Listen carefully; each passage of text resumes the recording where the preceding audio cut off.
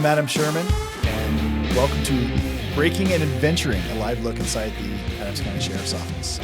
I'm a sergeant here with us, and with me today, I have Undersheriff Paul Gregory. Sir, thank you for being here. I know it was a bit of a surprise, but I just wanted to give a look into just the backgrounds today of what brings people into this career field and what may have led you into law enforcement and eventually the Adams County Sheriff's Office. Yeah, thank you. I can tell you what led me here to this seat is you ambushing me Yes. and telling me that you're going to do a podcast, which I knew nothing about. So thanks for that. Hopefully the ropes were gentle. Yeah, that'll be noted on your evaluation. That's for fair. sure. That's totally fair. So how I started in law enforcement. I think like most teenagers, I was seeking something that intrigued me. So at the age of 17, I came in contact with a Westminster police officer at a place where I worked, which is a Chinese food restaurant. I delivered Chinese food for 2 years as I was going through high school, my junior and senior year. And as I connected with that police officer, he took me on a couple of ride-alongs, and that's what I was like. This seems pretty cool. Yeah, maybe I'll get involved in that. And I kind of held on to that, that feeling for quite some time. And as I was going through college, I got to my third year in college, and I was away for the summer with my cousin, and who was a freshman at the time. I was a junior, and he's like, "Hey, dude, what are you gonna do after college?" And I'm like, "Oh, I don't really know." Right. I said, maybe I'll be a cop. That sounds cool. Totally reasonable. And then right after that, that August, in fact, just a month after that conversation, I got enrolled in a police academy, and that's when I started. And that was way back in the 1900s. Yeah. 1998. Yeah. That's what the kids say now. Yeah. Yep. Oh, you're from the 1900s. Yeah. Well, awesome. Well, just brief summary. What are some of the positions you've held throughout your career? Yeah. And this is going to be boring, so I'm going to try to spice it up a little bit. Okay. So, I started like most deputies with our sheriff's office. I started in the jail and wake up. And, Sorry. And and then moved to a different division, patrol division, and which led me to become a field training officer. And then probably the most exciting part of my career, I started the SWAT team in way back in, oh my gosh, it was 21 years ago, 2004. And I was on that team for nearly 15 years as an operator, a sniper, a team leader, and then the commander for a number of years too. And along the way, I was part of, our impact team, then got promoted to sergeant, and I was in your job. I had your job at one point in time. Big shoes to fill. I don't do it nearly as efficiently as you do now, but too nice. No. And then got promoted to commander. I did some detective time, and then division chief of patrol, and now undersheriff for the last 2.5 years. It's so fair to say well-rounded. You've dabbled in pretty much everything we do. Yes. And have good knowledge base. Yeah. Good. Thank you. Absolutely. All right. So what was your favorite position out of all those? When you look back, you're like, man, that was a blast. So it's funny because I think about this one all the time, and I get asked this question all the time. And it changes all the time because I get new jobs and I grab onto them and I make them the best I can. And then I start to fall in love with the job. The job I have now is, I think, most certainly the most rewarding job I've ever had, because I get an opportunity to have a far reach and impact the entire organization of 650 members we have, and so for me, that's quite rewarding, which I guess is what makes it my favorite position. Yeah. Now, a couple, honorable mentions. I was going to say that the impact team back in the day, now known as a community resource team, that was fun, and I started that in 2006, which was when it was founded, and worked on that for a couple of years. That was great. And I think any good stories from some of those days? Yeah. Maybe you want to share a short one? Yeah. Good stories from what, let me think here. Gosh, you put me on the spot. I remember when we first got started on that team, the sheriff at the time, this was Doug Darr. He got a complaint from a number of citizens, many complaints, about a massage parlor they were involved in some activities that were not lawful. Naughty. Yeah, they were. Okay. Yeah. So that was my first operation, was to have that massage parlor shut down, more or less. And that was an interesting case. I won't tell you details. No. Yeah. I suspect that people can kind of imagine what that's all about. So that was very interesting. there are a number of other ones, but Thank you for your service for doing that, by the way. It was- You're welcome. No, it's funny. I mean, similarly, where, came out of college, didn't know what I wanted to do next. Yeah. And it's funny. So I'd always had an interest in law enforcement. And so when I moved out here, like I started applying at agencies, and I didn't know how it worked, because back in Florida, like, large agencies, they just ran their own thing. Everything was in-house. And so I just assumed it was that way. So I remember the first time I got a call back from an agency, and I won't say who it was. It really doesn't matter. But they're just like, okay, everything looks great. We want to hire you. Are you post eligible? And I was like, I'm eligible for wherever you want. Yeah, just send me wherever. I'll do whatever. And like, no. Like, are you post certified? I was like, oh, no. Like, well, you need to do that first. Okay, what's that? So they explained you have to go to either community college, put yourself through police academy. And I was like, I just got done with college. I'm not doing that again. So I delayed my career a little bit. So I went to the private sector and went elsewhere. But yeah, when it came in, did our in-house academy. Oddly enough, you were one of my lead instructors. It was Sergeant Heinrichs, and then you and Sergeant Sherman. So some of my first interactions were with yourself, of me getting into law enforcement. And actually, I don't know, do you guys still do this where you kind of gather everybody incoming and you meet at the range? And because I remember a very intimidating you in full uniform just standing there. We fired a few shots, and you were just like, okay. Next. Okay. So I remember me and a couple of the other people were like, he kind of looks like Jim Carrey, and me, myself, and Irene. Like, you were just very stoic, kind of quasi flat top. Like, very funny. So little did I know there'd be so much shenanigans later down the road.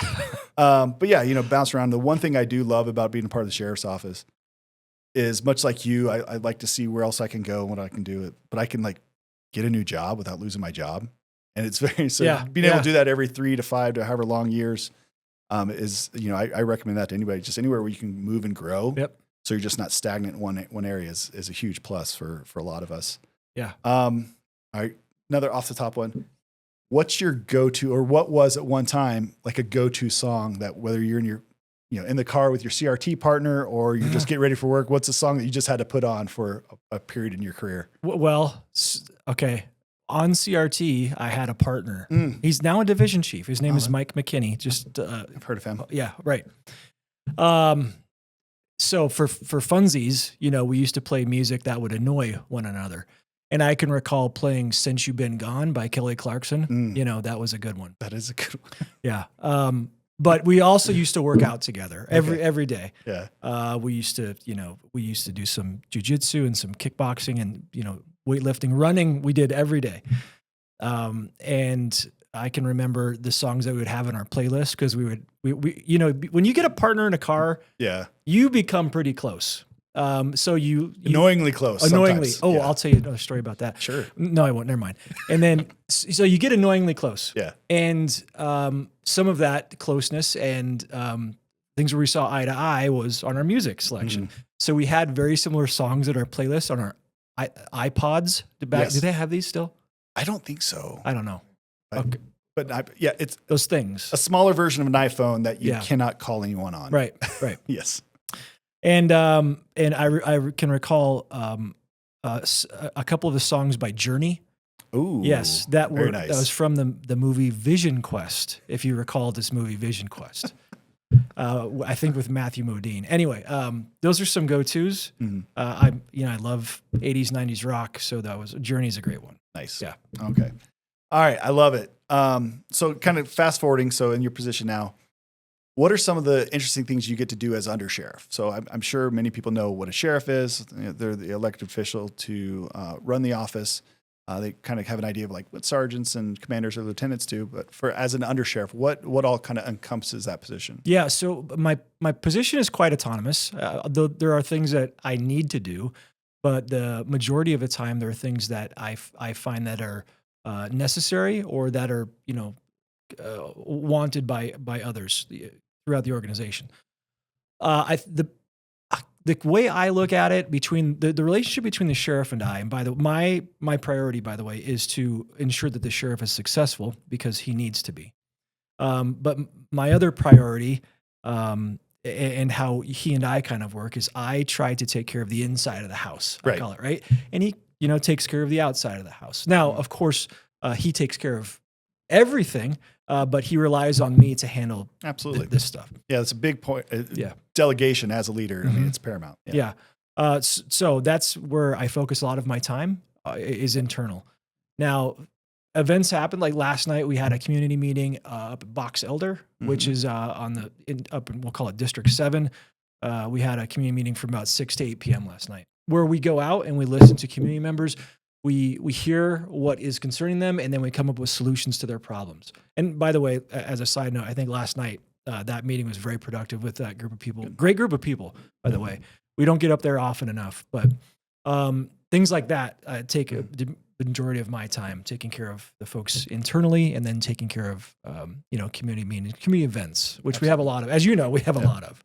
So no, and being able to provide that experience that you bring with you to that position to provide resources and guidance to others around you is definitely paramount. So, if you were not a police officer, if you're not a sheriff's deputy, what do you think you would have done as a career? Oh, so if I started over, or even just like I wish I would have done X. Oh boy, where would you be if you weren't a cop today? Oh, so I'm always pulled by this sense of service, and I suspect that many people in public service probably have this same sort of sentiment, which is I have a need, like this need to give back. So something in service, maybe career military. Okay. Maybe even a firefighter, that could, I don't know. Cut the tape. Yeah. So those are the two that kind of hit me, Yeah. I have many friends and colleagues who are firefighters who I visit with regularly. And they're similar to us, they have similar senses of humor. They have similar drives. They have similar, skills. So, probably those two things. Okay. Yeah. No, and they all align because I know we're a paramilitary organization, so we do get a lot of veterans that come into our organization, and it's just a seamless fit and transition. And like the way I kind of look at it with our firefighter friends is we're all in the family. Like we're allowed to fight and kind of make fun of each other, but we protect each other at the same time, and nobody else from the outside can. So yeah, we do have a lot of fun with those. And like for me, similarly, like I played sports all growing up, and I had a very impressionable SRO who was actually one of my baseball coaches. So it was pretty funny. We're like, all right, time to go to practice. I just get in the back of his car at school and drive in his police car to go to his house. Everybody changes, and we go to practice. But like I always saw law enforcement officers in a very positive light, and same thing where I'm like, they get to serve, they get to do all this cool stuff. And so I actually went to college with that in mind. So I actually had a specialty in criminology. So looking at more theoretical stuff, but still wanting to eventually somehow find my way into this role. So it's been what I had hoped and more. I mean, like, honestly, some of the stuff is definitely more intriguing. And I was actually by one of your old CRT colleagues who now our sons just play baseball together, but former Senior Deputy Nick Lombardi said it's the front seat to the greatest show on the world that you'll just every day. It's like, whoa, that was either insane or that was unbelievable, or I got to do. I mean, the impact you get to see. It's hilarious. It is hilarious. I mean, honestly, I've laughed so much with just in the middle of a graveyard shift, just boxed out with somebody, just laughing over a call we just did or what we just saw. Yeah. But it's sometimes it's tough too. You get a lot of that, and and not to do a segue for anything else, but you do you. When we first started way back then, and even before, but not until I would say I don't know, maybe 10 years ago, we started to understand the impacts of trauma in first responders.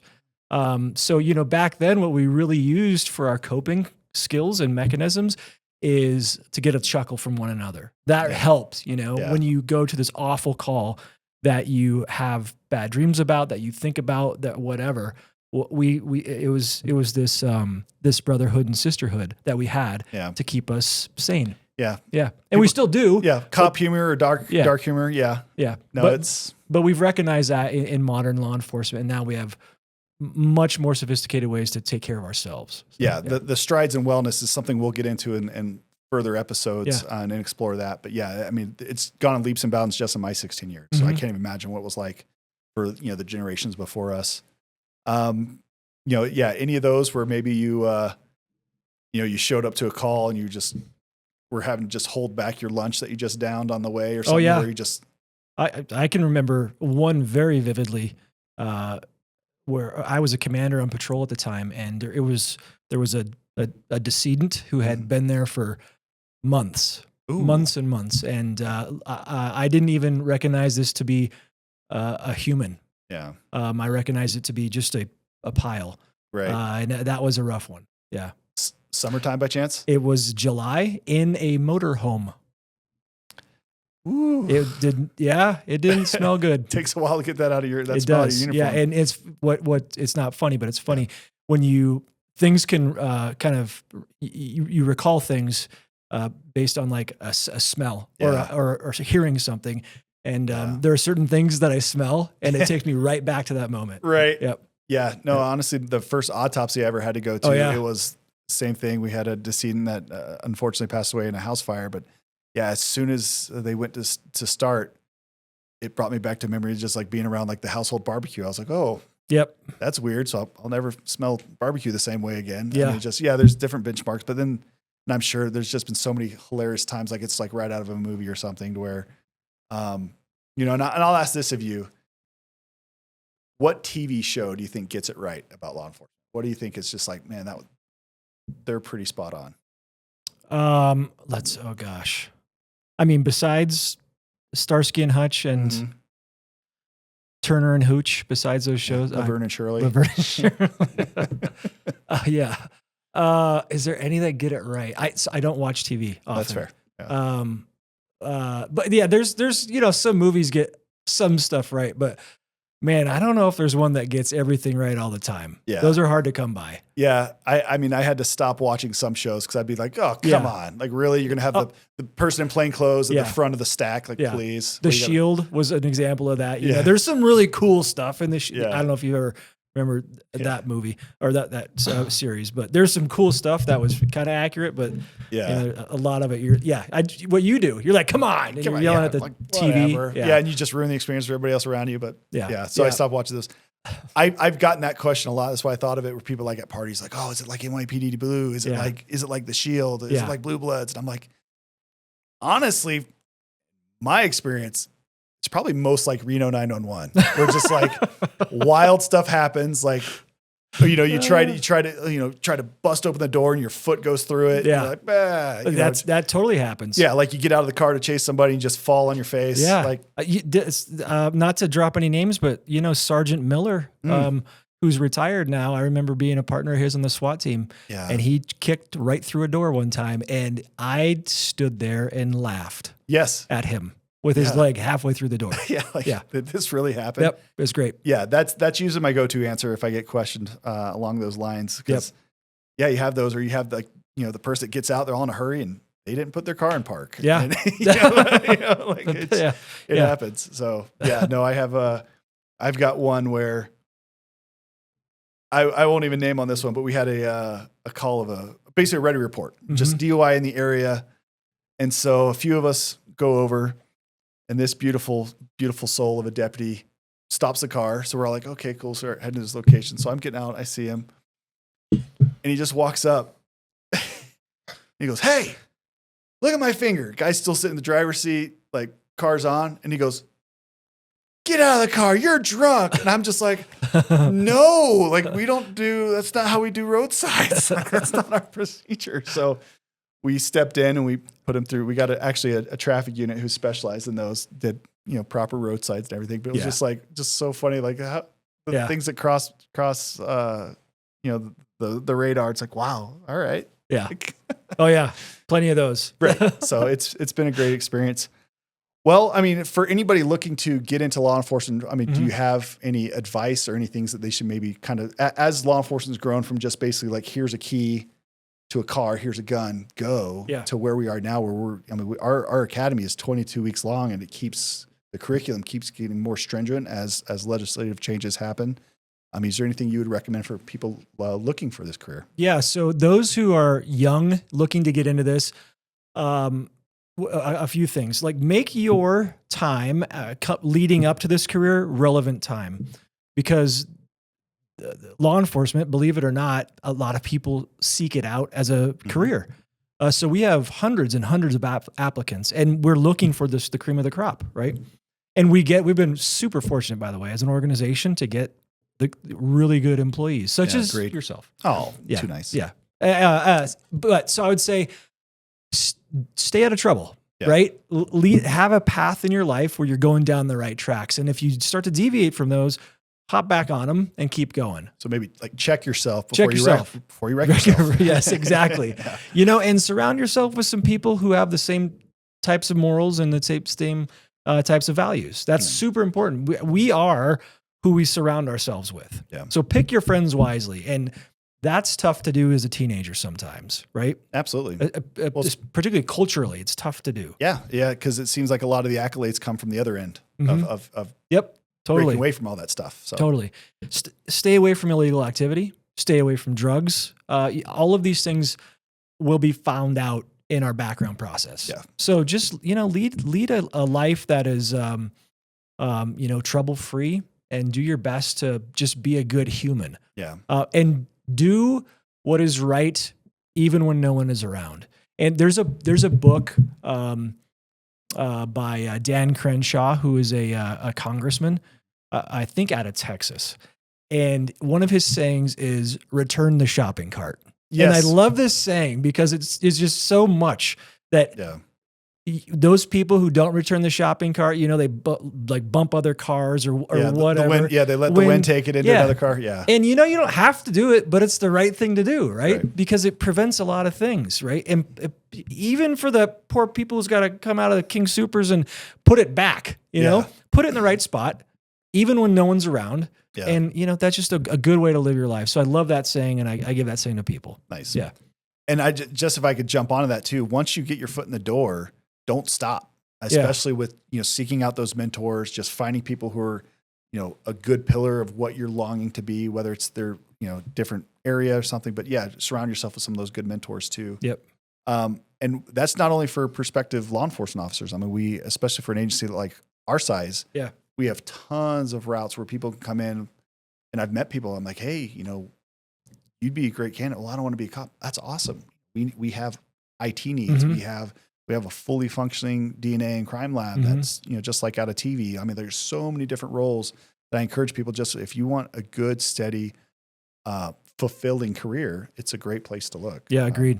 But continuing that ongoing training, that ongoing seeking out knowledge and mentors is hugely important. I've benefited from it, and I love passing that on to others as well. So, and you're one of those. Yeah, thank you. So, from being, the scary Jim Carrey to now, being, the undersheriff, handling business, it's fun. And even the people you mentioned in some of your stories were critical in some of my development, and just, being in a career field like this, it's very rewarding and inspiring as you progress as the young buck and then on up to the old dog. But, it happens, and it keeps, it's very cyclical, I think. Yeah, for sure. So, well, this has been a pleasure. I appreciate you coming down. I know I won't have to tie you back up to get you back to your office, because I know you're going to get stuff knocked out, but I do appreciate you making time for us. You're welcome. And for those who I know and who know me, they know that I appreciate a good dad joke. Ooh. I have one. Yes, let's hear it. I've been practicing this all morning. Okay. Not really, but why does a pediatrician lose their temper so quickly? I don't know. Why does a pediatrician lose their temper so quickly? They have such little patience. You're welcome. All right. And with that, we will sign off. But we look forward to going in and, for those come back, we're going to really dive into just all things law enforcement and then what we have within the sheriff's office.